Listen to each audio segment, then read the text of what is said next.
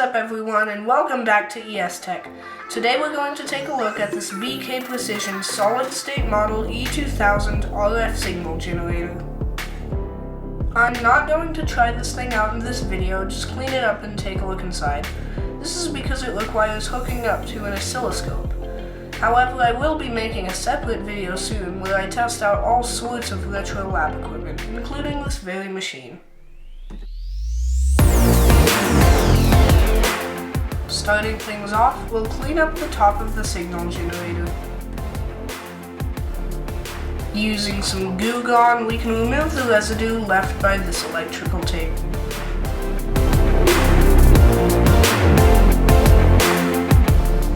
As you can see, someone wrote on the side of this device with a permanent marker.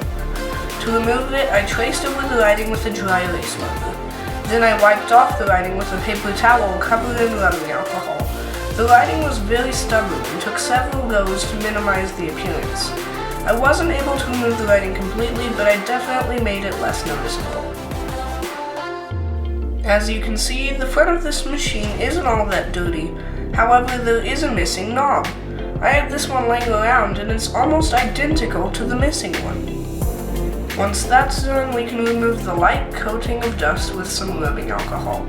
There was also a sticker with a barcode which came off with some Goo Gone. The bottom was missing feet, but as I'll probably not use this much, I won't be replacing them. There was also a fair amount of gunk that I wasn't able to remove. There also seems to be some sort of antenna that sticks up through the bottom casing. That's kinda interesting. Now it's time to open this thing up and see what's inside. After undoing the 5 screws, we can slide the back panel off.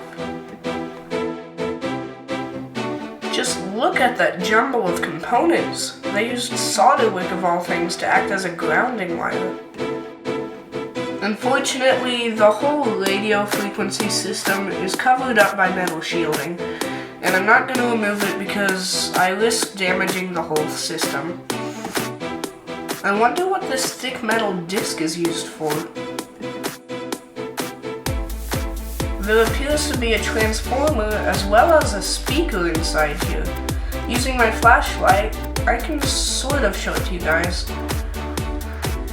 Before I reinstall the back panel, I'll remove this bolt, as I'm not quite sure why it's there and I don't need it at all. Now we can slide back on the back panel and redo the 5 screws. And we're done. This is now a very clean little machine, and I'm glad we've restored it to its former glory. If you enjoyed this video, be sure to leave a like, and to see more videos just like this one, be sure to subscribe. I hope you've enjoyed. You've been watching ES Tech, and I'll see you in the next video.